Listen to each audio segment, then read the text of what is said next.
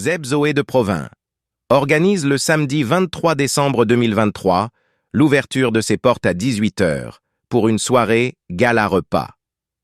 Avec des animations riches en surprises, vous aurez l'occasion de danser sur des musiques chrétiennes dynamiques.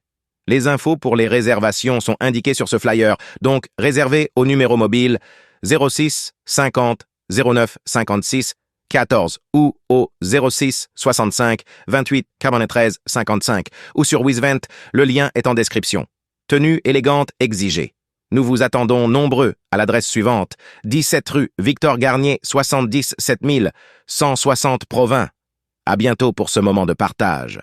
Je vous invite ce matin à ouvrir votre Bible avec moi dans le livre de Genèse, le chapitre 30. Nous allons lire du verset 22 jusqu'au verset 25. Genèse chapitre 30, verset 22, j'ai dit. Dieu se souvint de Rachel, il exauça et il la rendit féconde. Elle devint enceinte et enfanta un fils. Elle dit, Dieu a enlevé mon opprobre. Et elle lui donna le nom de Joseph en disant, que l'Éternel m'ajoute un autre fils. Parole du Seigneur. Amen. Amen. Amen. Amen. Amen. Qu'est-ce qu'elle a dit? Dieu a enlevé mon opprobre. Peut-être que des personnes ne sont pas trop familières avec ce mot, opprobre. Mais je pourrais traduire par ce mot, Dieu a enlevé ma honte. Dieu a enlevé ta honte ce matin. Et le mot utilisé opprobre, ça veut dire que c'est quelque chose, c'est pas une petite honte que tu avais. C'est pas une petite honte qu'elle ressentait, mais c'est vraiment de l'humiliation. Bon Dieu a enlevé l'humiliation mieux. Et le titre de ce message ce matin, c'est que Dieu ne fait rien au hasard. Rien ne fait au hasard avec Dieu. Tout ce qu'il fait est bon. Rien ne fait au hasard avec Dieu. Tout ce qu'il fait est bon. Si tu es là ce matin, ce n'est pas par hasard que tu es là ce matin. Si Frère Luma est là, ce n'est pas par hasard qu'il est là ce matin. Il aurait pu être auprès de sa maman qui est malade. Il aurait pu dire, moi je suis venu en France. C'est pour la santé de ma maman. Dieu sait que je suis là, je vais rester auprès de ma maman. Je vais peut-être passer du temps à voir les amis que je n'ai pas pu voir. Mais il s'est dit, je viens à l'église ce matin. Amen. Il aurait pu dire à Frère John ou à Sœur Barbara, non, tu sais, je ne me sens pas bien. Je crois que je vais rester.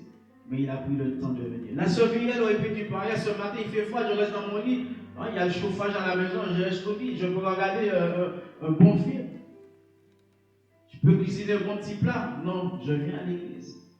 Le frère Enoch aurait pu dire pareil, mais c'est la première fois que je ne connais pas ces gens-là, qu'est-ce que je vais faire là-bas? Et tu es là ce matin, ce n'est pas par hasard. Parce que Dieu sait pourquoi tu es là ce matin. Amen. Chaque personne qui est là ce matin, Dieu sait pourquoi tu es là ce matin. Chaque personne que tu invites à venir à l'église, Dieu sait pourquoi tu l'invites. Peut-être que tu es là ce matin, c'est parce que Dieu, il veut te préserver de danger. C'est parce que Dieu veut te préserver de quelque chose qui va aller se passer. Dieu a permis que tu ne sois pas au lieu que tu devais être. Il a permis que tu ne sois pas à la maison, mais que tu sois dans sa présence. Combien de personnes souvent, ils disent, moi je me lève ce matin, je ne vais pas travailler. Je reste chez moi. Mais après ça, quelque chose de dit, tu sais quoi? Va travailler. Et à leur retour, ils ont entendu ce qui s'est passé dans le quartier. Ils disent, ah ouais, heureusement que j'étais pas là. Et j'ai envie de vous dire ce matin, je commence d'emblée par cet exemple. Je me souviens, j'étais en Guadeloupe et j'avais un frère qui n'avait pas de titre de séjour. Je crois que je l'avais déjà raconté. Et ce frère qui n'avait pas de titre de séjour, j'habitais dans la même maison que lui. Et dans cette maison qu'il vivait, il y avait une sœur qui est d'ailleurs, elle est toujours, qui est sa belle-mère. On s'est dit, était fiancé avec la fille de cette dame. Mais cette dame qui ne voulait pas que ce jeune puisse sortir avec sa fille, elle a tout fait pour que ce gars ne puisse pas rester en Guadeloupe. Qu'est-ce qu'elle a fait? Elle s'est arrangée, elle a envoyé la police pour pouvoir l'arrêter. Elle a donné l'adresse et la police est venue directement dans la maison. Et je bénis le Seigneur parce que le Seigneur avait permis que là où moi je vivais avant, de cette pension, qu'on m'avait mis dehors, on m'avait jeté, malgré que j'avais déjà payé de septembre à décembre, on m'avait mis dehors pour que je sois dans la maison de ce gars. Vous vous rendez compte? J'étais un peu frustré. J'étais même prêt à m'exploser. Je me suis dit, mais comment se fait-il que j'ai payé de septembre jusqu'à décembre et la dame m'a mis dehors tout simplement parce que je lui ai dit, je ne mange pas de fruits à pain. Vous vous rendez compte? Mais Dieu ne fait rien. Tout ce qui se fait ne s'est jamais fait au hasard. Dieu savait pourquoi il m'avait mis dehors dans cette maison. Arrivé là-bas, je suis parti à l'école. J'ai laissé ma pièce d'identité. Et lorsque la police est arrivée, ils étaient à deux. Lui, il avait, on va dire, à peu près la taille de frère David et notre tien. Il y avait un autre monsieur qui avait le teint de frère Jean-Claude. Et la police commençait à fouiller dans la maison. Lorsqu'on lui a demandé, est-ce que vous avez votre titre de séjour? Ils ont dit non, on n'a pas de titre de séjour. Et ils ont commencé à fouiller. J'avais ma valise qui était là. Ils ont commencé à fouiller. Ils sont tombés sur ma carte d'identité. À l'époque, j'avais un récépissé parce que à l'époque, Saint-Martin avait pris du temps pour renouveler ma carte. Donc, je n'ai pas pu avoir ma carte de résident de 10 ans. Ils ont vu le récépissé de 3 mois qui était dans la valise. Et ils ont dit, mais comment se fait-il que tu as dit que tu n'as pas de titre de séjour alors que ta carte est là? Il a dit, non, ce n'est pas ma carte. La police s'est dit, mais tu te fous de moi, quoi? Mais c'est toi qui es sur la photo, tu me dis, arrête de plaisanter pour moi. Et lorsque j'ai dit, bon, je n'insiste pas, la police est repartie, la police a arrêté l'autre, l'a envoyé en Haïti, et lui, il est resté. À mon retour vers 18h, repas du riz, blanc, sauce, poivre, bon petit poule, moins la attendre. Depuis la route, il est venu me chercher avec une joie. Je ne savais pas. Mais qu'est-ce qui se passe? Qu'est-ce qu'il y a Roni? Il s'appelle Roni. Il dit, Roni, Fékel. Il dit, mais qu'est-ce qu'il y a? Ah, merci. Mais merci pourquoi? Je ne savais pas pourquoi il me remerciait. Finalement, il m'a dit, si seulement tu savais ça, il va se mal, je te laisse 4 de séjours qui sauvaient, qui fait pour ne pas arrêter. Donc, Dieu avait créé une situation pour moi de pouvoir le libérer sans que ça ne soit pas mal. Ça veut dire 2 fois que pendant que tu es en train de te lamenter, pendant que tu es en train de murmurer, pendant que tu ne vois pas ce qui se passe, Dieu est en train de travailler pour toi. Dieu est en train de programmer des choses pour toi. Amen. Pendant que tu te plains, pendant que tu dis comment je vais faire avec tous mes problèmes, Dieu est en train de faire des choses pour toi pendant que toi tu es en train de dormir tranquillement. J'ai envie de te dire ce matin, tu n'es pas là au hasard. Ce n'est pas un hasard. Oui, ce n'est pas un hasard. Souvent, nous nous trouvons dans une situation difficile. Et cette situation, on se demande pourquoi. Mais Dieu, pourquoi? Pourquoi moi? Pourquoi moi? C'est moi qui souffre tout le temps. Je suis tout le temps malade. Tu te plains. Arrêtez de vous plaindre. Si tu es chrétien, pourquoi tu passes ton temps à te plaindre? Je veux bien que tu puisses te lamenter devant le Seigneur. Mais tu dois arrêter ce matin de te plaindre. Ou non, on ne m'aime pas. Tout ce que je fais, les gens ne m'aiment pas. Tu n'es pas fait parce que les gens puissent t'aimer. Jésus-Christ lui-même, on ne l'avait pas aimé. À combien de reprises on a tenté de chasser Jésus, de tuer Jésus. Mais vu que ce n'était pas encore son heure, les choses ne pouvaient pas se faire. Là, il dit, mais il est Dieu. Il aurait pu, dans un clin de clac, disparaître. Il avait le pouvoir de le faire. Non, il ne l'a pas fait. Qu'est-ce qu'il a fait? Il s'est esquivé. Ah oui, mais il est Dieu. Pourquoi il s'est esquivé? Le Saint-Esprit aurait pu le protéger. Non, ce n'est pas son heure. Il fait les choses en fonction de ce que son Dieu lui demande de faire. Tu te plains. Des fois, tu te plains tellement. Tu dis, j'aurais aimé ne pas être dans ce pays. J'aurais préféré de naître dans une autre ville. Tout simplement parce que peut-être là, je prends l'exemple de qui sommes originaires d'Haïti, avec tous les problèmes qu'il y a en ce moment, des fois on arrive quelque part, on a honte de dire que nous sommes haïtiens. On a honte de le dire. Pourquoi? Tout simplement parce qu'il y a des problèmes. Lorsque nous regardons les Africains, malgré qu'il y a des problèmes, lorsqu'ils arrivent quelque part, ils disent je suis africain et je suis fier de le dire. Ils ne s'aiment pas. Je comprends que c'est dur. Mais pourquoi lorsqu'on parle en bien d'Haïti, tu es le premier à dire ah oui, je suis haïtien. Lorsqu'il parle bien de la Guadeloupe, ah oui, je suis guadeloupéen. Lorsqu'il parle bien de la Martinique, je suis martiniquais. Mais lorsque on voit que les choses, je suis français, je suis antillais. Mais on ne donne pas plus de précision. Je suis antillais. Antillais, c'est beaucoup, hein. D'ailleurs, pour nous, qui sommes des Haïtiens, lorsque ici tu dis tu es antillais, on voit Guadeloupe, Martinique, voir la Guyane. Mais pour qu'on puisse te reconnaître en tant qu'Haïtien, il faut dire je suis Haïtien. Sachant que, pour info, pour ceux qui ne le savent pas, lorsqu'on dit Antillais, les Haïtiens aussi sont des Antillais. Nous faisons partie des grandes Antilles d'ailleurs. Alléluia. Oui, Dieu, il ne fait rien au hasard. Souvent, tu te poses pas mal de questions. Pourquoi? Est-ce que? Comment se fait-il? Et souvent, tu t'attristes pour des choses qui n'ont aucune valeur. Tu t'attristes pour des choses qui n'ont aucune valeur. Parce que tu étais ami avec cette personne n'est plus ton ami, ou peut être exploser. C'est pas grave si une personne ne t'aime pas. Il faut savoir que si tu vois que dans ta vie, il y avait une personne qui est dans ta vie, et cette personne n'est plus là, c'est parce que Dieu sait pourquoi. Il y a des personnes qui sont dans ta vie, ils ont un contrat. Et ce contrat, c'est un CDD, contrat à durée déterminée. De la même façon que tu travailles pour une entreprise, ou peut-être tu es intérim, lorsque tu es intérimaire, la plupart des intérimaires, ce sont des CDD. On renouvelle leur contrat, mais on ne leur donne jamais un CDI. Et demain, tu te dis, bon, je me suis programmé, je vais travailler pendant 1 mois. Au bout d'une semaine, tu dis que tu es intérimaire, on te dit, bon, demain, on n'a pas besoin de toi. Ou sinon, au moment où tu arrives pour prendre ton poste, on te dit, mais aujourd'hui, il n'y a pas de travail, tu peux rentrer chez toi. Moi, ça m'est déjà arrivé. J'étais intérimaire. Je prends ma voiture, je pars travailler. En arrivant, on me dit, ah, monsieur Antoine, on n'a pas besoin de vous ce matin, alors que je me suis réveillé depuis 5 heures. Je vais plus rester encore à mon lit. C'est un CDD. Donc, il y a des personnes qui sont dans ta vie, c'est un CDD qu'ils ont. Le jour où tu ne les vois pas, ne te casse pas la tête. Le Seigneur va t'envoyer une autre personne. Peut-être que cette personne qui est dans ta vie est bien déterminée, peut-être que cette personne-là a rempli une bonne partie dans ta vie.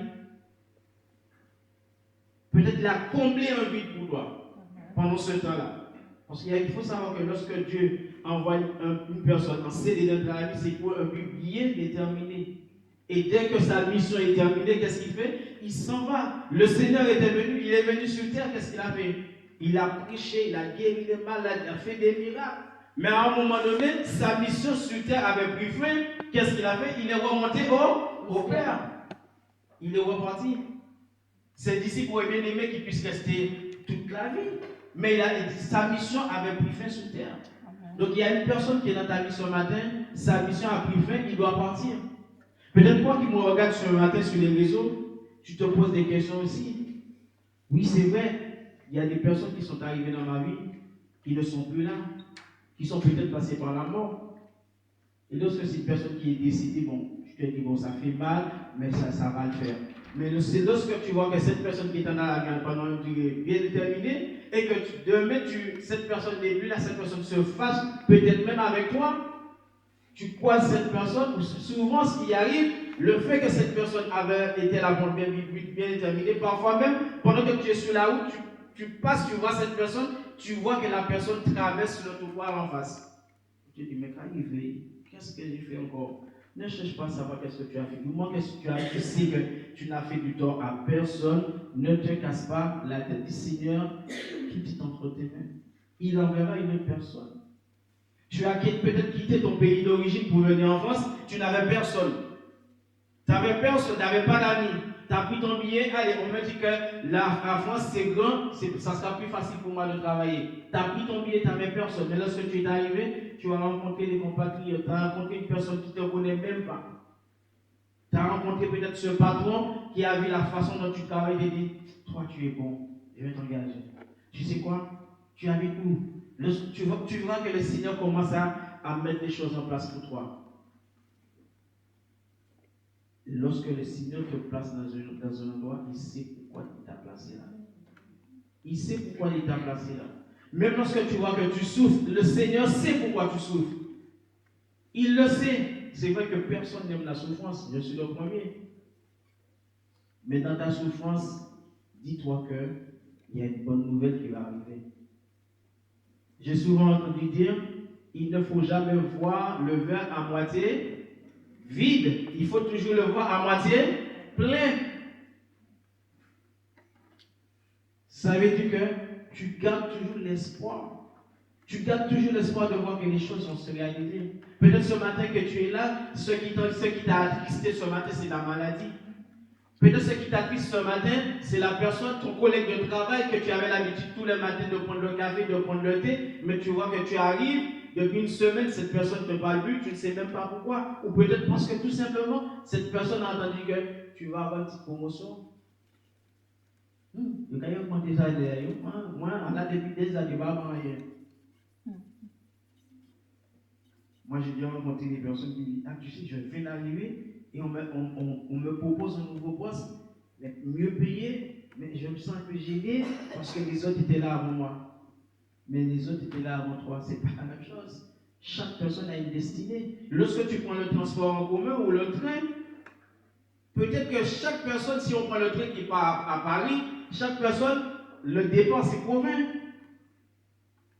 Peut-être que pendant que son départ, tu dis, ah mais cette personne va descendre à Paris, mais au cours de chemin, il y a une personne qui va descendre à Chambenois. Il y a une personne qui va descendre à Longueville. Il y a une personne qui va descendre à Nangy à un moment. Et peut-être il y a une personne, la personne qui descend juste à l'avant-arrêt, qui est de Momon, c'est ça, c'est ma mémoire bonne. Venez-les-Temps, tu verras que la personne il y a une personne qui va descendre à Venez-les-Temps. Et il y a une personne depuis Pauvin, lui, sa destination, c'est Paris. Nous n'avons pas tous la même destination. Pourvu que chaque personne n'a pas la même destination, je ne peux pas en vouloir à telle ou telle personne parce qu'il pense qu'il a été béni d'une façon différente. Si toi, tu n'as pas encore été béni, dis-toi bien, le Seigneur sait pourquoi. Il sait pourquoi. Ce matin, j'ai envie de te dire que ce matin, je viens vous annoncer qu'il y a une bonne nouvelle pour toi ce matin. Je t'annonce ce matin que j'ai une bonne nouvelle pour toi. Amen. Est-ce que tu peux dire à une personne, il y a une bonne nouvelle pour moi?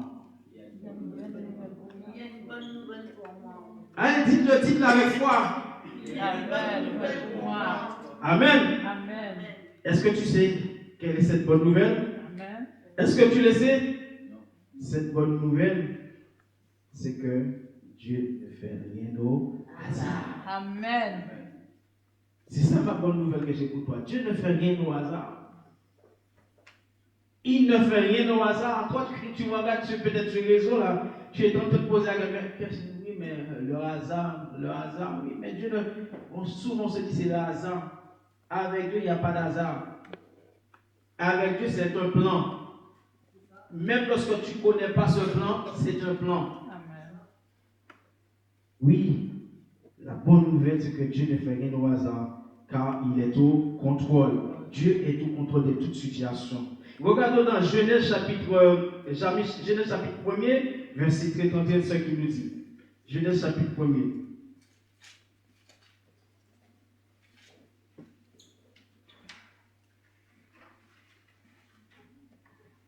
Genèse chapitre 1er, verset 31, il nous dit, Dieu vit tout ce qu'il avait fait, et voici, cela était très bon. Juste la première partie. Dieu, il a vu tout ce qu'il avait fait, était quoi? Était très bon. Mais tout, il ne t'a pas dit, il a vu ce qu'il a fait. Mais tout ce qu'il avait fait était très bon. Tout ce que Dieu fait est bon.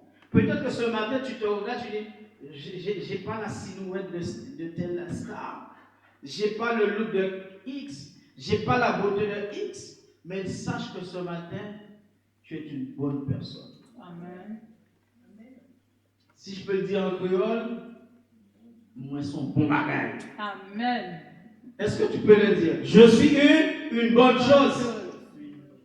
Souvent, on vit dans le créole pour sentir, moi, dire, nous sommes bon bagage. Nous sommes bon bagage.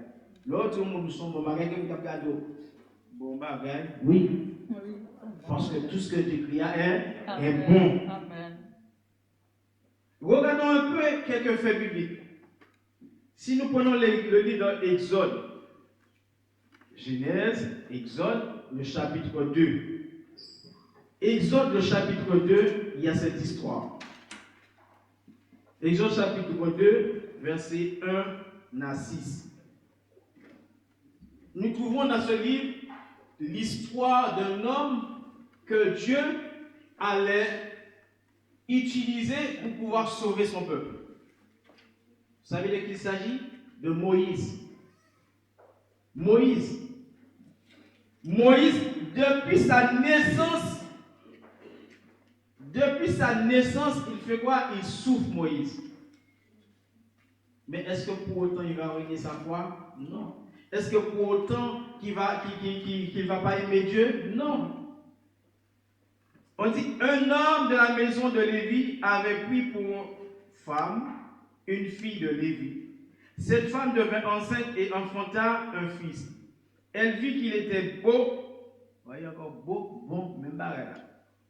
Et elle le cacha pendant 3 mois. Pourquoi elle le cacha pendant 3 mois? C'est parce que la vie de cet enfant était menacée. Parce que je ne pense pas qu'une maman peut avoir un enfant, son enfant vient tout juste de naître et tu vois que tu es en train de cacher ton propre enfant. Ne pouvant plus le cacher, elle prit une caisse de jonc et elle enduisit de bitume et de pois. Elle y mit l'enfant et le déposa parmi les roseaux sur le bord du fleuve. La sœur de l'enfant se tint à quelque distance pour savoir ce qui arriverait.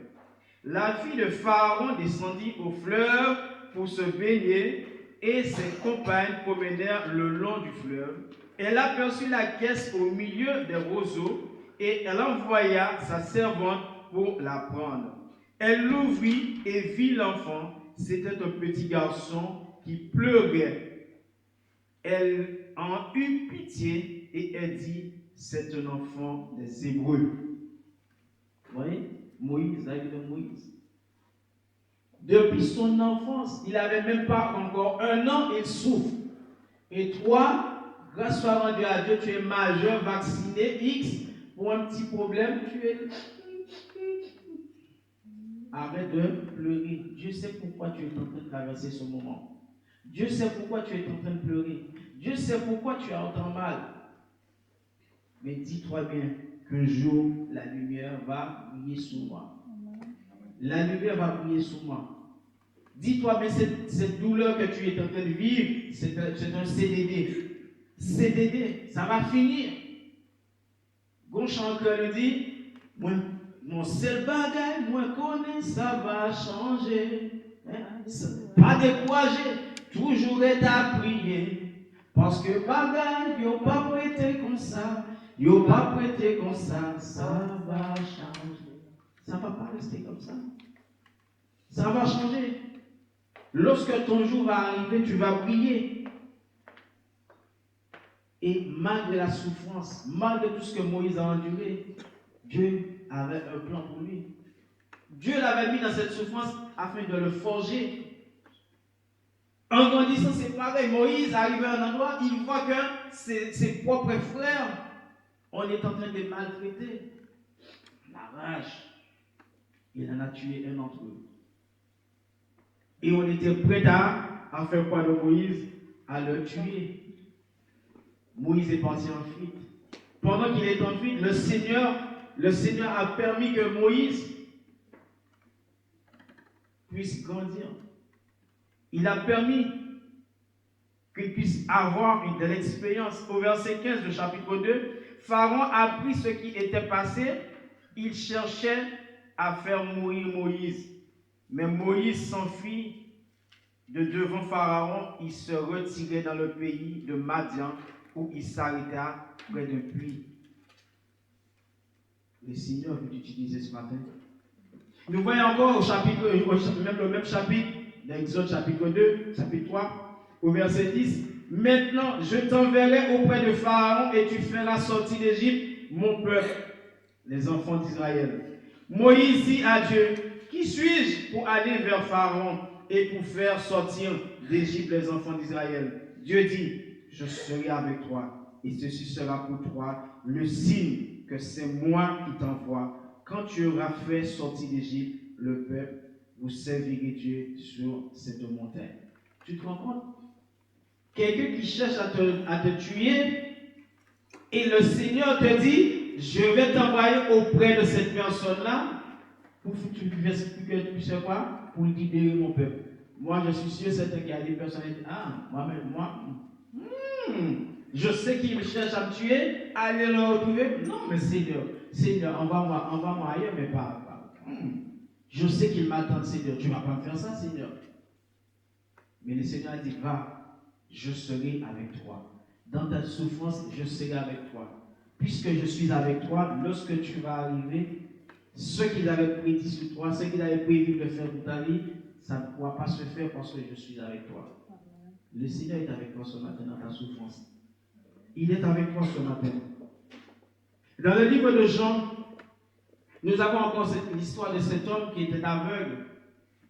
Les disciples de Jésus-Christ, ils vinrent vers lui, ils posaient des questions. Mais Seigneur, c'est qui a péché, Seigneur? C'est lui? Ce sont ses parents? Et par rapport à ce que j'ai compris dans ce verset, j'ai comme l'impression, ce que j'ai compris, c'est que cet homme, il n'est pas né aveugle. Parce que si les disciples disent, est-ce que c'est lui qui a péché? Je ne pense pas que. Je sais que tout homme est pécheur, mais pour que je puisse pécher, il faudra que je puisse avoir la connaissance de ce que je fais. Donc j'ai compris que dans ce passage, que cet homme est devenu aveugle. Il est devenu aveugle. Ses propres disciples, au lieu de dire, mais Seigneur, qu'est-ce qui s'est passé? Mais qui c'est qui a péché? Parce que tu te retrouves dans une situation difficile, la première des choses qu'on commence à faire, c'est de te pointer du doigt. C'est qu'on commence à te mettre une étiquette. Non, bon, que il a dit, ils ont commencé ta étoile de dessous. Puisque tu pleures, puisque tu es dans une situation difficile, c'est parce que tu as péché. Et imagine-toi quelqu'un qui dit, c'est un tel ou ça fait tout, et toi péché au verre. Mon frère, tu sais pourquoi tu es comme ça aujourd'hui? C'est parce que tu as trop péché. Ils sont en train de te mettre une étiquette. Parce qu'ils voient que cette personne, tu parles bien avec cette personne, ces deux personnes-là, ils sont ensemble. La façon dont je les vois, ils sont en train de comploter quelque chose, alors qu'ils ne savent même pas de quoi tu es en train de discuter. Ils sont en train de te mettre une étiquette. Ça veut dire que ce n'est pas aujourd'hui que ça a commencé. Depuis dans les temps anciens, ça a été toujours comme ça. Donc, fais confiance à Dieu ce matin. Fais confiance à Dieu. Mais le Seigneur a dit, ce n'est ni parce qu'il a péché, ni parce que ses parents ont péché, mais tout simplement pour que la gloire de Dieu puisse se manifester, glorifier. C'est-à-dire, j'ai comme l'impression que c'est Dieu lui-même qui a permis que ce jeune homme puisse devenir aveugle. Et peut-être j'ai envie d'aller peut-être un peu plus loin. Peut-être que le Seigneur a permis que cet homme soit aveugle pour qu'il ne puisse pas voir des choses qu'il ne veut pas voir. Ça me fait penser à cet homme qui est très connu sur les réseaux, qui est né, qui a ses bras, mais qui n'a pas de jambes. Vous voyez qui c'est là? Oui, il est très connu. Mais une fois, il a dit, je rends gloire à Dieu parce que Dieu ne m'a pas donné les jambes, ne m'a pas donné les pieds. Si Dieu m'avait donné les pieds, j'allais peut-être faire trop de choses. Mais toi, aujourd'hui, tu as tes deux pieds, tu marches, tu as la santé, tu as tout, tu te plains chaque jour. T'arrêtes pas de te lamenter parce que tu vois que le salaire que tu gagnes est très peu, tu te plains. Parce que tu vois que l'ami que tu avais t'a trahi, tu te plains. Parce que tu vois que même tes amis, tes parents, tes frères et sœurs te tournent le dos, tu te plains. Nous avons encore pas mal d'histoires. Joseph avait ses frères. Et puis ses demi-frères. Parce que sa femme avait son père avait plusieurs femmes. Donc c'était les frères des femmes de son père. À un moment donné, mais le fait que Joseph disait toujours la vérité à son père, le fait que Joseph faisait toujours les choses correctes, il disait toujours tout à son père, mais ses frères n'étaient pas contents. Tu t'imagines? On est du même sang. Vous vous rendez compte? Demain, Anaïs ou Sharon va trahir sa propre sœur. Bon, ils sont petits, je ne vais pas prendre l'exemple sur eux. Il ne faut pas dire des choses. Je prends mon exemple. Imaginez-vous, j'ai mon propre frère que je vois peut-être qu'il réussit dans la vie et que je suis contre lui. Je suis prêt à le faire mourir. Vous vous rendez compte? Joseph n'était pas aimé de ses frères. Ses frères, qu'est-ce qu'ils ont fait? Ils l'ont emmené pendant qu'il a échangé les bêtes et tout ça. Ils l'ont kidnappé, ils ont tout fait. Ils ont ramené les vêtements à la maison. Papa, ici et ça, ils ont menti. Ils étaient prêts à le tuer, mais il y en a qui dit ne le tuez pas. On va le vendre en esclave. Joseph n'a pas été vendu en esclave au hasard. Joseph n'a pas été trahi par ses frères au hasard. C'est parce que Dieu avait un plan pour Joseph. Amen. Ce matin, Dieu a un plan pour toi aussi. Amen. Peut-être qu'aujourd'hui tu souffres, mais non, il t'a dit que Dieu a un plan pour ta vie ce matin. Amen. C'est parce que Dieu voulait forger Joseph. Il a permis de voir que ses propres frères l'ont trahi, ses propres frères l'ont vendu en esclave. Ce qui est bien avec l'histoire de Joseph, c'est que malgré ça, Joseph avait toujours gardé la foi en Dieu. Il n'a jamais renié Dieu. Oui, j'ai envie de te dire ce matin que Dieu est bon. Arrête de te plaindre pour une situation. Arrête de te plaindre parce que tu préfères ressembler à une personne ce matin. Tout ce que tu dois faire ce matin, tu dois invoquer le Seigneur. Amen. Invoque le Seigneur, sur le psaume 50, verset 15. Invoque-moi au jour de la détresse et je te délivrerai et tu me glorifieras. Invoque-moi. Invoque le Seigneur. De la même façon que Anne, lorsqu'elle voyait toute l'humiliation qu'elle avait, qu'est-ce qu'elle allait faire? Elle allait dans le temple. Elle allait voir l'homme de Dieu. Même l'homme de Dieu à un moment disait, tu sais que toi tu es ivre, toi. Arrête, rentre chez toi. Tu es ivre de vin. Vous vous rendez compte? Ça veut dire que même le pasteur, même le prédicateur, même la chambre qui est à côté de toi va dire des choses négatives sur ta vie. Parce qu'ils ne connaissent pas ton histoire. Tant qu'une personne ne connaisse pas ton histoire, ils vont toujours rajouter leur histoire, ils vont toujours faire leur histoire. Et parfois, la personne connaît ton histoire, mais la personne va toujours trouver autre chose à dire sur toi. Amen. Amen. Dieu a permis que Joseph puisse devenir le premier homme du pays. Lorsqu'ils ont vendu Joseph en esclavage, à un moment donné, parce que vous savez, tout ce que Dieu fait est bon, est beau. Ah ouais, Joseph a eu beau gosse. Peut-être qu'il avait un beau sourire meilleur que le mien. Arrivé là-bas, la femme de Potiphar dit, petit comme ça, mon petit tout dans là, elle a nous passé. La femme de Potiphar a fait quoi? A dragué Joseph. Viens Joseph, on va coucher ensemble. Vu que Joseph avait la crainte de l'Éternel, il a refusé. À maintes reprises, Joseph a toujours refusé. Finalement, elle a dit, puisque tu ne veux pas le faire, je vais dire ça à mon mari. Ils ont fait quoi? Ils ont jeté Joseph en prison. Mais pendant qu'ils pensaient que Joseph allait finir sa vie en prison, c'est là que l'amour de Dieu commence à relever Joseph. C'est là où Dieu commençait à faire preuve avec Joseph. Arrivé en prison, le chef de la prison commence à apprécier Joseph. Comment Joseph était bon. Et Joseph avait un esprit en lui. L'esprit de révélation. Ce matin, quel est l'esprit que tu as en toi ce matin? Est-ce que c'est l'esprit de jalousie que tu as en toi? L'esprit de menteur? L'esprit de vengeance que tu as en toi ce matin?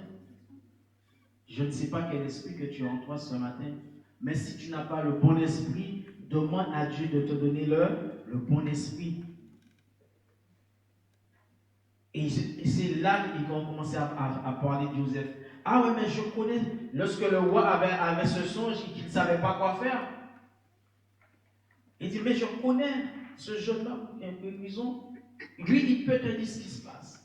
Et à partir de là, lorsque Joseph commençait à raconter, et à partir de là, Dieu a dit, aujourd'hui c'est ton dernier jour, je vais t'établir. Le Seigneur, il veut t'établir ce matin. Il veut te rendre ta gloire. Il veut que ce matin, que tu puisses briller ce matin. Est-ce que tu veux briller ce matin? Amen. Il peut le faire ce matin. Et le Seigneur, il a pris Joseph. Il dit, à partir de ce jour, tu as le pouvoir sur tout ce qui est ici. Mais vraiment tout. C'est toi qui vas diriger si tu vas faire ça. Joseph est devenu, si on peut prendre comme en France, il était devenu le premier ministre. Après le président, c'est Joseph. C'est Joseph. Mais malgré ça, malgré ses frères l'avaient maltraité, l'avaient vendu, malgré ses frères voulaient sa mort, à un moment donné, la famine est tombée dans le pays. Dieu a permis que Joseph puisse devenir premier ministre pour pouvoir faire quoi demain? Nourrir sa propre famille. Vous savez, le bon Dieu a fait que le monde qui t'a parlé mal, le monde qui t'a critiqué, demain, si demain, c'est vous-même qui parlez de manger dans la bouche. La personne qui te voulait du mal, c'est cette personne-là. Demain, Dieu fait en sorte que tu deviennes médecin et que c'est toi qui vas opérer cette personne. Et lorsque cette personne te va, cette personne me dit, son visage me dit quelque chose. Est-ce qu'elle va pas profiter pour finir avec moi? Mais puisque c'est Dieu qui t'a placé là où tu es, lorsque tu vas recevoir cette personne qui t'avait fait du mal, ça sera avec amour, avec joie. Au contraire, il n'y a pas mieux lorsque tu vois que quelqu'un qui te faisait souffrir et que demain que tu vois cette personne maintenant est sous ton autorité. Tu ne vas pas te venger, hein? Bien au contraire. Tu vas le montrer que, tu sais, tu m'as fait, dans le passé, c'était dur entre toi et moi. Mais aujourd'hui, Dieu, vu que Dieu a mis de l'amour en moi je vais te partager l'amour. Puisque Dieu m'a permis aujourd'hui d'avoir cette position, tu sais quoi? Viens. Je vais faire en sorte que tu puisses travailler dans mon entreprise. Je vais faire en sorte que tu puisses avoir ci, tu puisses avoir ça. Et lorsque la personne voit ça, elle va s'en sentir gênée. Montre. Moi, j'ai des personnes que j'ai aidées. Mais demain, qu'est-ce qu'ils ont fait? Ils m'ont critiqué, ils m'ont dit, Antoine a fait ci, Antoine a fait ça. Pourvu que je sais que je n'ai pas fait, je suis tranquille. Je suis tranquille parce que mon Dieu est là. Je suis tranquille. Arrêtez de vous plaindre et faites confiance à Dieu. Selon Proverbe 3, versets 5 et 6. Confie-toi en l'Éternel de tout ton cœur et ne t'appuie pas sur ton intelligence. Reconnais-le dans toutes tes voies et il rendra tes sentiers droits. Il ne faut pas faire zigzag, droit. Reconnais-le. Joseph avait toujours reconnu le Seigneur. Il avait toujours reconnu que Dieu pouvait faire des choses dans sa vie.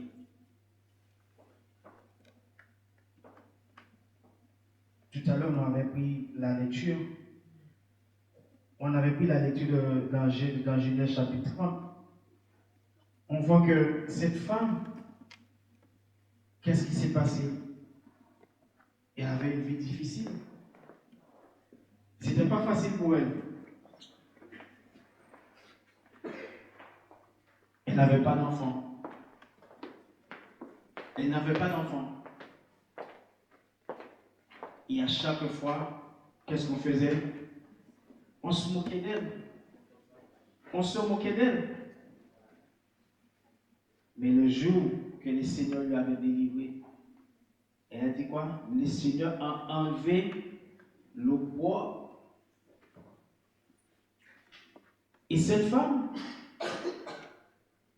c'était pas aussi facile pour elle de voir que toi qui normalement devais avoir la meilleure position, toi qui devais avoir la première place, mais malgré ça, tu ne l'avais pas. Je vais reprendre l'histoire pour vous dans Genèse chapitre 30. Genèse chapitre 30, verset 22.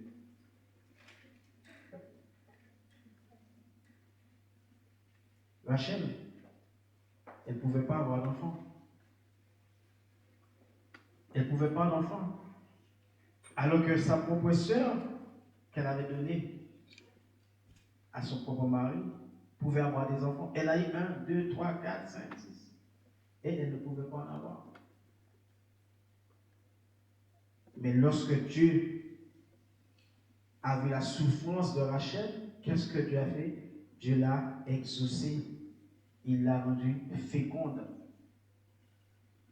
Il l'a rendue féconde. Et elle devint enceinte et enfanta un fils. Elle dit, Dieu a enlevé mon opprobre. Oh là là, c'est beau ça. Dieu a enlevé mon opprobre. Ce qui me faisait pleurer, Dieu l'a enlevé. Ce qui me faisait souffrir, Dieu l'a enlevé. La personne qui me faisait du mal, qui était à mes côtés, Dieu l'a supprimé, Dieu l'a mis à l'écart. Aujourd'hui, je suis heureux. Aujourd'hui, tu es heureuse. Ne lâche rien. Ce n'est pas parce que tu souffres que le Seigneur ne te voit pas. Ce n'est pas parce que tu es dans une situation difficile que Dieu ne te voit pas. Bien au contraire, il est en train de te rendre plus fort que jamais. Comme ça, demain, lorsque tu vas rencontrer une situation qui sera encore plus difficile, tu diras heureusement que Dieu avait permis que je puisse passer par ce chemin-là. Puis devant la ouais, Jésus m'envoie. Puis devant la paix, comprendre pour qui. Bon courage, frère, moi, fait que tout mon temps. Parce qu'un jour, n'a comprendre pour qui. Il y a des choses qu'aujourd'hui que tu n'arrives pas à comprendre. Il y a une situation qui se présente devant toi aujourd'hui que tu n'arrives pas à comprendre. Tu essaies d'avancer, mais tu n'avances pas. C'est comme si tu cours sur un tapis. Quand les sportifs ils sont sur le tapis, ça court, ça transpire, mais ça ne bouge pas. Tu es au même endroit. Et toi, tout ce que tu as envie de faire, c'est démarrer, partir comme Usain Bolt. Mais c'est comme si tu étais en train de courir, quelqu'un te retient. Tu cours, quelqu'un te retient. Mais un jour, le Seigneur va dire, tu sais quoi? Tu as assez couru. Maintenant, tu as assez de muscles, tu as assez de force au niveau de tes jambes. Je peux te lâcher maintenant, tu peux aller plus loin. Le bébé, pour que le bébé puisse grandir, pour que le bébé puisse marcher correctement, il a besoin du lait maternel. C'est c'est seulement maintenant que on voit que on va en pharmacie, on va en supermarché, on achète Galia, on achète toutes sortes de lait pour donner aux enfants. Mais à l'époque, qu'est-ce que l'enfant avait besoin? C'était le sein. Il y a des enfants qui sont restés peut-être pratiquement 2 ans, 3 ans même, non? Maman, pas de maman qui va dire qu'on n'est pas 3 ans t'étais là, parce que l'aide là, t'es bon pour lui. On dit même que l'aide là, est bon pour sortir mon nom. Oui, on est fort. Et cet enfant qui a bu son lait correctement, lorsqu'il va commencer à faire ses 4 pattes, lorsqu'il va commencer à marcher, qu'est-ce qui va arriver? Il va pas trembler, mais l'enfant qui ne boit pas assez de lait, lorsqu'il va commencer à faire ses 4 pattes, tu verras qu'il, dès qu'il se met debout, il tombe. Mais celui qui a bien bu son lait là, bien mangé, bien bon vitamineux, dès qu'il se met debout, il se tient. Mais le Seigneur, c'est ce qu'il est en train de faire avec toi. Il ne veut pas te donner des aliments que tu ne peux pas manger pour l'instant. Il préfère que tu manges la petite salade, la petite feuille, bah, il nous faut. jusqu'au moment que tu sois prêt à affronter la vie. C'est ce que le Seigneur a fait. Invoque-moi au jour de la détresse et je te glorifierai. Combien de monde dans le matin qui ouvrent à travers mon histoire ça? Mesdames, nous devons souffrir. Rachel pas qu'un petit monde, bon Dieu, va petite. Bon Dieu, va mon deuxième, il gagne un petit encore. Maclot, tu te peux passer dans la bêtise, mais plus jamais. Parce que Dieu a dit, toi aussi, je vais te délivrer. Toi aussi, je vais te donner des enfants. Toi aussi, je vais te donner un travail. Tu ne vas plus passer ton temps à demander à quelqu'un de l'argent. Est-ce que tu peux m'aider? Est-ce que tu peux me prêter ci, prêter ça? Demain, c'est toi qui vas emprunter aux autres. Mais la chose que tu dois faire ce matin, c'est garder la foi. La chose que tu dois faire ce matin, c'est se dire, je ne veux pas lâcher. Je ne veux pas lâcher. Si on peut parler politiquement, combien de candidats qui ont tellement cru dans leur politique, papa est passé. Papa a fait toute sa vie. Il dit, mais je ne vais pas lâcher parce que je sais qu'un jour, je serai président. Juste pour avoir une place pour diriger un pays, la personne ne lâche pas. Mais toi, qui as l'éternité qui t'attend, parce qu'il y a un petit problème entre le frère et la soeur, je lâche l'affaire. Moi, je ne veux plus à l'église. Ah, ces gens-là, ce sont des hypocrites, je ne veux pas si. Je ne suis pas contre que tu quittes l'église, mais à condition que tu vas dans une autre assemblée qui peut être meilleure que là où tu es. Parce que souvent, que tu quittes une assemblée pour aller dans une autre, lorsque tu arrives là-bas, tu te dis, tu t'obtiens tes septembre pour Finalement, tu vas dans une autre assemblée, lorsque tu arrives là-bas, le premier jour même, l'accueil même que tu as, c'est vrai que peut-être que seulement tu es avec moi comme ça, mais au moins on s'est accueilli. Peut-être que là, c'est pas comme ça, mais ça va. C'est-à-dire, ou courir pour la pluie, ou tomber dans la rivière. Parce que vous ne pas prendre le temps de fixer objectif ou de fixer les yeux sur Jésus. Fixe les yeux sur Jésus. Ne regarde pas sur moi. Moi qui suis en train de parler, je ne suis pas meilleur que toi. Comme on dit, chaque monde a un petit péché caché. Chaque monde a un bagage de parler pour le monde qu'on est. Je me dis secret, ça, même ma femme, je ne veux pas qu'elle le sache. Mais il y a une personne qui le sait ce matin. C'est Dieu. Il y a une personne qui sait à quel moment tu avais fait la paix avec lui. Peut-être que je vais te verrer ce matin, je dis, mais toi, depuis le temps que tu es à l'église, ça ne te dit pas de changer d'avis un peu? Parce que je vois le physique, je vois ton regard, mais alors que ça fait un bail, tu avais déjà fait la paix avec le Seigneur. Mais moi, je suis en train de te critiquer parce que je suis en train de voir ce qui est devant moi. Tu as déjà donné ta vie à Dieu. Le Seigneur t'a même déjà pardonné. Mais moi, je suis en train d'enfoncer le couteau. Je suis en train de remettre une couche. Et le seul fait que je remets une couche, je dis, mais Frère-Antoine, je m'en vais, je quitte l'assemblée. Au contraire, plus tu vois que la personne qui n'a la même assemblée que toi te fait du mal, c'est à ce moment-là, si tu as la chance, si tu n'es pas dans une position difficile, viens à l'église tous les dimanches, viens à l'église le mercredi, viens dans les jeûnes de prière, viens dans les veillées. Au contraire, chaque fois venir, fais mon tawo. Parce que la personne, tout ce qu'elle désire te faire, c'est te faire abandonner. Tout ce qu'elle désire te faire, c'est que tu quittes l'assemblée et partir dans le monde. Mais toi, dis-toi que je ne viens pas pour une personne. Je ne veux pas à l'église pour Sœur Sylvanie. Je ne veux pas à l'église pour Pasteur Michael. Je ne veux pas à l'église pour le frère Winnie. Je ne veux pas à l'église pour faire Aurélie. Mais je viens pour ma vie. Et le fait que seul fait que je viens pour ma vie, même lorsque je sais que la vie de X ou Y n'est pas en conformité, ça m'est égal. Moi, je viens pour Dieu. Je viens adorer mon Seigneur. Je viens le rencontrer. Je veux qu'il puisse me parler. Vous n'avez jamais vu, peut-être la personne qui est en train de prêcher, sa vie n'est pas en conformité avec Dieu, mais il a prêché une parole. À travers cette parole, tu es béni. Amen. Vous vous rendez compte? Ma vie ne peut-être pas en conformité avec Dieu, mais le seul fait que Dieu m'utilise malgré mon état, il peut te bénir à travers la parole. Amen. Donc ne regrette pas sur la vie, ne regrette pas sur le frère Antoine, ne regrette pas sur Jacques Sylvanie, ne regrette pas sur pasteur Michael. Regarde au Seigneur. La parole de Dieu dit, cherchez premièrement le royaume et la justice. Cherche ce qui est en haut, ne cherche pas ce qui est en bas. Parce que tant que tu cherches ce qui est en bas, tout ce que tu vas chercher, c'est ton désir personnel. Si on prend le pyramide de Maslow, je crois que le pyramide de Maslow a 5 étapes. Mais dans chaque étape, on désire ça. Vise le sommet. En anglais, il y a cette expression qui dit shoot for the moon one day. Je ne sais pas, je parle avec lui, mais il dit vise. Si tu veux atteindre les étoiles, il faut les viser.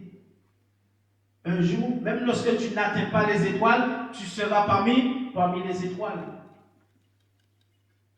Vise les étoiles, vise le Seigneur.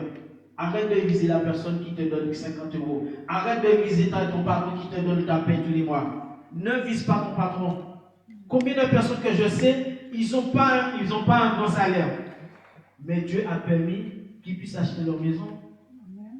Dieu a permis à ce que cette personne qui gagne peut-être juste le SMIC de faire des grandes choses.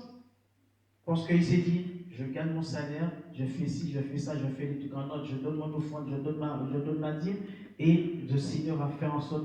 C'est bizarre hein, de voir. Je crois que c'était hier, j'écoutais pasteur Grégory Toussaint qui dit, les gens qui ne donnent pas, les gens qui ne contribuent pas, ils sont de plus en plus pauvres. Quelque chose. Si tu es radin, c'est-à-dire que ton argent, tu ne le dépenses pas. Automatiquement, sur ton compte en banque, tu aurais dû avoir une belle petite somme. Mais on te dit que ces personnes, le fait qu'ils ne le donnent jamais, parce que l'argent, c'est une question de va et vient. Va et vient. Et tu te dis, mais c'est bizarre s'il ne dépense pas. Donc le jour qu'il a besoin de faire quelque chose, on va dire, mais ça y est, vous avez assez d'argent. Et lorsque tu vas sur son compte, il est plus fauché que celui qui donne. Donne à Dieu ce matin. Lorsque je dis de donner à Dieu, je ne te demande pas de donner ton argent, c'est pas ce que j'ai envie de dire. Donne ton cœur à Dieu ce matin. Amen. Donne ta vie à Dieu ce matin.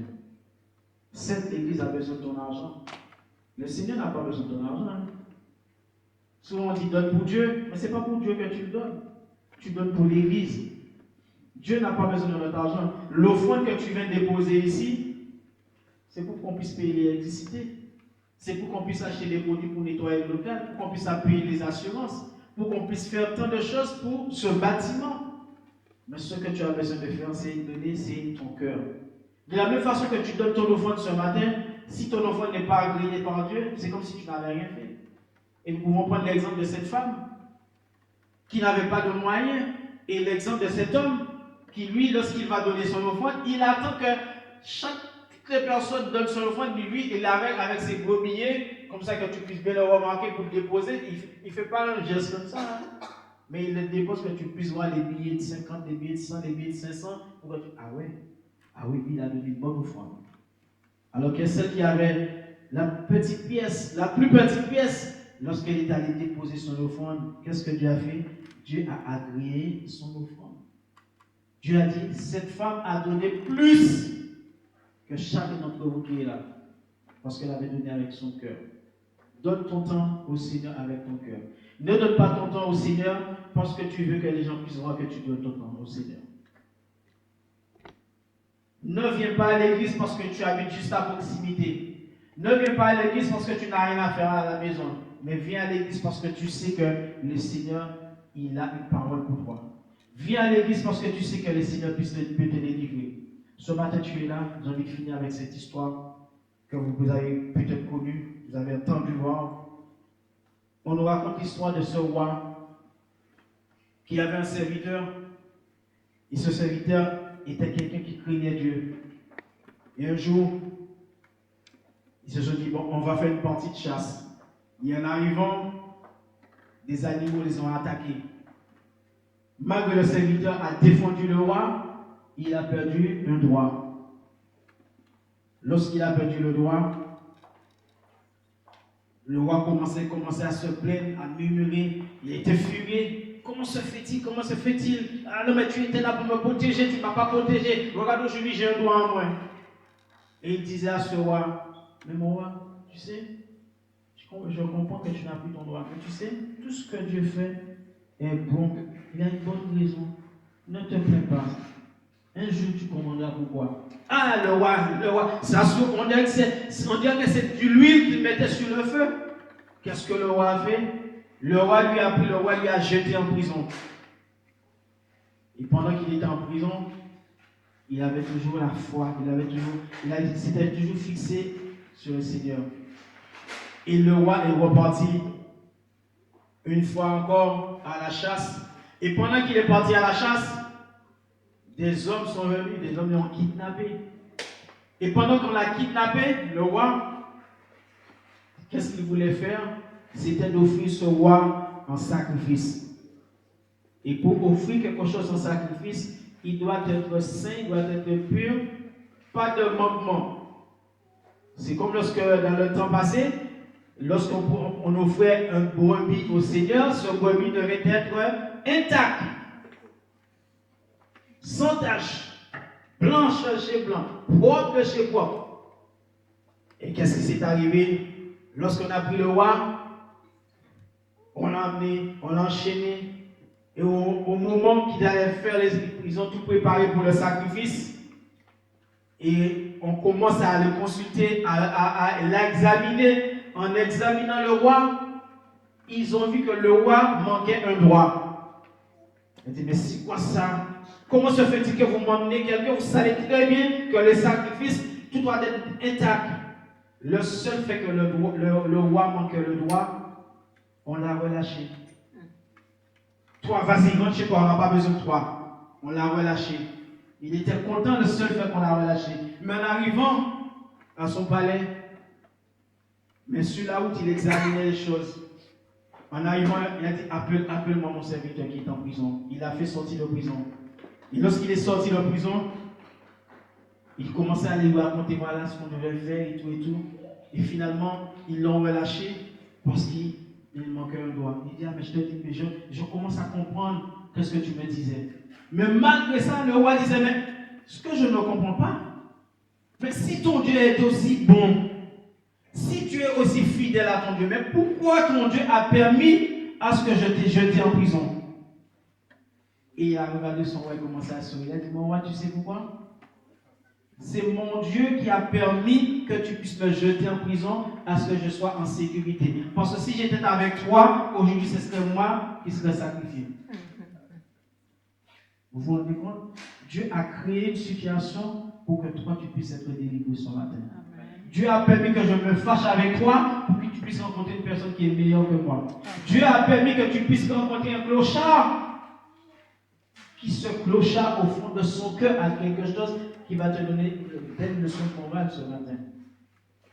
Dieu a permis que tu puisses arriver à l'hôpital, que tu tombes malade, tu vas rencontrer un autre malade. Lorsque tu vas commencer à lui dire, ah mon frère, ma soeur, écoute, je sais que je ne connais pas ta femme, mais je sais que mon Rédempteur, il vit, il peut te guérir, il peut te délivrer de là où tu es.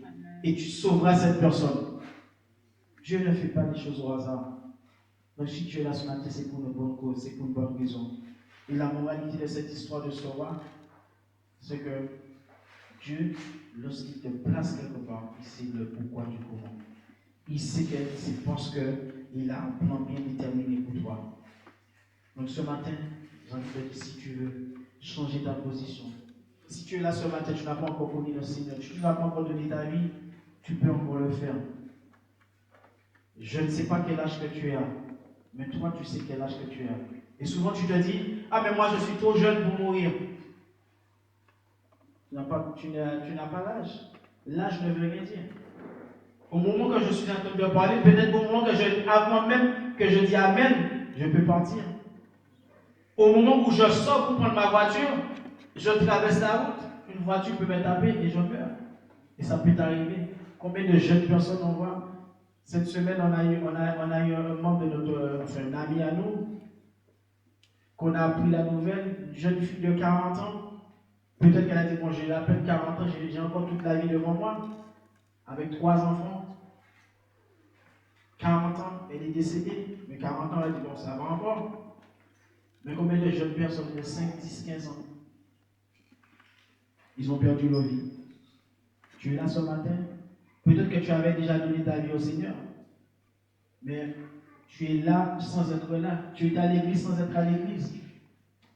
Peut-être que c'est ton corps qui est là, mais ton esprit n'est pas là. Mais ce matin, j'ai envie de te dire, renouvelle ta vie avec le Seigneur ce matin. Renouvelle ta vie. Dis, Seigneur, je sais, j'ai fait des choses qui n'étaient pas agréables à tes yeux. Seigneur, je sais que je murmurais tant autant. Je cherche toujours la petite bête. Mais ce matin, je n'ai pas envie de chercher la petite bête. J'ai envie de te faire confiance. Même de la même façon, je te fais confiance. Je te fais confiance. Je sais que ce n'est pas facile, Seigneur, mais je te fais confiance. Je sais que dans ma maladie, Seigneur, tu peux m'être délivré, tu peux m'être guéri. J'étais à l'hôpital pour une histoire d'appendicite. J'ai passé 3 jours en train de lamenter. Je ne pouvais pas dormir. Et le jour qu'ils m'ont dit qu'on va te faire un autre examen pour voir ce que tu as, ils m'ont dit, monsieur, vous avez l'appendicite, bloc opératoire tout de suite. J'étais zen. Je ne sais pas pourquoi, hein. Lorsque j'ai des problèmes comme ça dans ma vie, je suis toujours zen, moi. Ok, il n'y a pas de problème, donnez-moi une minute, je vais prier. Et je vous savais quelque chose? Au moment où j'ai décidé de prier, mon pasteur à l'époque qui était à Saint-Martin, il était passé me voir. J'ai dit, pasteur, on m'a dit que je vais être opéré de suite. J'ai passé 3 jours en train de pleurer. Des fièvres de plus de 60 ans et de passées. On a fini de prier. Les vêtements que j'avais sur moi, tu pouvais le tordre. Tu vois l'eau qui... Et au moment où j'ai dit qu'on va prier, j'ai dit, je me suis agenouillé devant le lit, j'ai prié le Seigneur. J'ai prié, j'ai dit Amen. Et au moment que j'ai fini de dire Amen, vu que j'avais des douleurs, au moment où moi je me levais, parce que je ne voulais pas que la douleur se lève, au moment où je dis Amen, je sens tout de suite à l'instant T une transformation totale. Je commençais à sourire, je commençais à bouger. J'ai pu imaginer, pasteur, touche tout. Le pasteur était étonné lui-même. Je crois que Franck Gonzama, il pensait que j'étais en train de délirer, mais le Seigneur m'avait déjà opéré. Amen. Le Seigneur m'avait guéri. Ce matin, tu es malade ce matin. Le Seigneur veut te dire qu'il peut te guérir encore. Les médecins ne voient pas ce que tu as, mais le Seigneur a déjà vu ce que tu as. Il veut te guérir ce matin. De quoi tu souffres ce matin? De quoi as-tu besoin ce matin? Il n'y a rien que le Seigneur ne puisse pas faire pour toi ce matin. Il peut tout faire pour toi. Et si je peux passer toute ma vie ce matin à vous donner des témoignages de ma vie, vous allez dire, mais François, mais le Seigneur a tout fait de ta vie. 2 minutes. J'étais à l'hôpital encore pour un problème de cœur. Pendant qu'on m'envoie à l'hôpital en urgence, j'arrive à l'hôpital. Plus de 7 spécialistes m'ont entouré. J'étais sur un lit. On me dit, monsieur, vous ne bougez pas de ce lit. Tout ce que vous avez besoin, vous avez qu'à appuyer sur le petit bouton. Vous ne bougez pas, vous ne descendez pas du lit. J'étais zen parce que mon espoir était en haut. Lorsque ma femme est venue à l'hôpital, pendant que je suis ici, je lui disais, chérie, amène mon ordinateur parce que je m'ennuie à l'hôpital, j'ai besoin de travailler.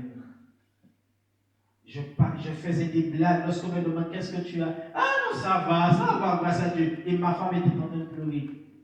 Le Seigneur m'a guéri. Et jusqu'à présent, jusqu'à ce jour, ils n'ont jamais su qu'est-ce que j'avais exactement. On m'a dit peut-être ceci, ça, on ne savait pas. Mais tout ce que je sais, c'est que le Seigneur m'a guéri. On m'appelait bébé à l'hôpital parce que j'étais le plus jeune patient parmi tous les autres patients. C'était des patients de 70-80. Tu te rends compte? Donc tu es dans une quarantaine d'années, mais on te met avec des personnes de 70 avec des cas graves. Personne ne pouvait rentrer. Le Seigneur m'a délivré, il m'a guéri. Et je sais qu'il est capable de te guérir ce matin. Amen. Je sais qu'il peut changer ta situation ce matin. Je sais que la situation qui te ronge ce matin, il peut le faire. Et je le crois. je ne dois pas faire moment. Je sais que mon Rédempteur vit. Je sais que mon Rédempteur il est capable de faire ce matin quelque chose. Alléluia. Je sais, je sens, je ne sais pas, mais quelque chose m'a dit qu'il y a une personne ce matin qui est là. Le Seigneur veut faire quelque chose de ta vie. Je sens qu'il t'appelle ce matin. Je sens qu'il te dit, pourquoi refuses-tu de quoi? Il a envie de changer ta vie ce matin. Je ne sais pas de quoi tu as besoin ce matin. Je ne sais pas si c'est une douleur. Je ne sais pas si c'est ton passé qui te ronge ce matin. Il y a une personne qui t'embête. Il y a une personne à chaque fois, dès qu'elle te voit, elle te rappelle ton passé. Mais le Seigneur te dit, viens ma fille. Car il est écrit dans la Bible, les choses anciennes sont passées. Et voici, toutes choses sont devenues nouvelles. Le Seigneur ne regarde pas sur ton passé ce matin. Tout ce qu'il veut voir, c'est que tu puisses briller demain. Est-ce qu'il y a une personne ce matin qui veut faire un vol de face ce matin? Si tu veux le faire, je sais qu'on devait terminer à midi. Mais si le Seigneur veut te toucher ce matin, avance ce matin. Nous allons prier avec toi. Et je sais qu'il est capable. Je sais qu'il est capable. Alléluia. Pendant que tu es là, tu avances. Pendant que tu es en train de dire, est-ce que c'est à moi que le frère est en train de parler? Pendant que tu es en train de faire toute ta réticence, il te dit, viens. Viens. Alléluia. Centré le roi de gloire.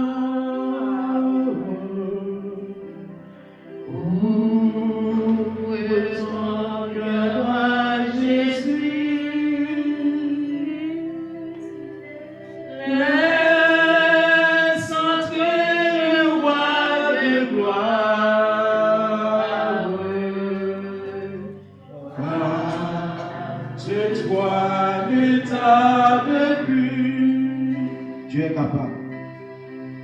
Dieu est capable de faire tout ce qu'il dit, il fera. Il accomplira toutes ses promesses envers toi. Garde ta foi en Dieu. Il ne t'abandonnera pas, il fera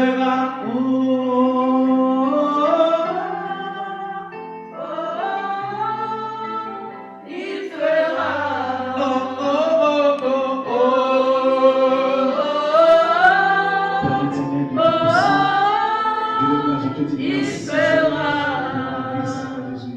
Père éternel, je te dis merci parce que tu es là. Je te dis merci parce que tu es capable de faire tout ce que tu dis, Seigneur. Tu le feras, Seigneur, ce matin. Père, je prie, Papa, ce matin pour une personne qui est malade ce matin, qui peut-être qui se trouve en ce lieu, Papa. Cette personne a été voir pas mal de médecins. Le médecin n'arrive pas à lui donner des médicaments. Le médecin n'arrive pas à voir ce qu'elle a. Mais je sais que, Seigneur, de là où tu es, Seigneur, de là-haut, Seigneur Jésus, tu vois tout, Seigneur. Tu vois tout, Seigneur. De la même façon, Seigneur Jésus, cette femme qui avait cette perte de sang depuis le 12 ans, qui était humiliée, qui était mise à l'écart, Seigneur Jésus. Mais le jour où elle avait pensé à toi, le jour où elle avait pensé, qu'en te touchant seulement, Seigneur Jésus, qu'elle pouvait avoir la vie éternelle, qu'elle pouvait être guérie, elle l'avait fait. Elle était arrivée, elle t'a touché, avant même de t'avoir touché, Seigneur Jésus. Oh, elle était guérie, Seigneur Jésus. Elle était guérie, Seigneur. Papa, je prie que tu puisses guérir une personne ce matin. Je prie que tu puisses délivrer une personne ce matin. J'ai une personne, Seigneur, ce matin, Seigneur.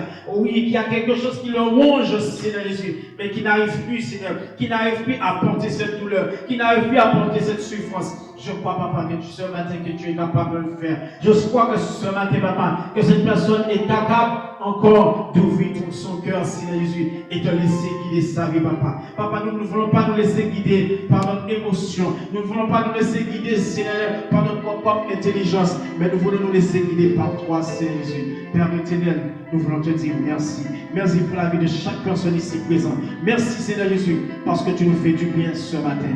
Père, je te dis merci parce que tu m'as utilisé ce matin. Je prie que les paroles, papa, que tu m'as données ce matin, je prie, Seigneur Jésus, que les versets que tu m'as donnés, Seigneur, non seulement qu'ils vont me servir, Seigneur Jésus, mais ils vont servir à une personne qui est là ce matin.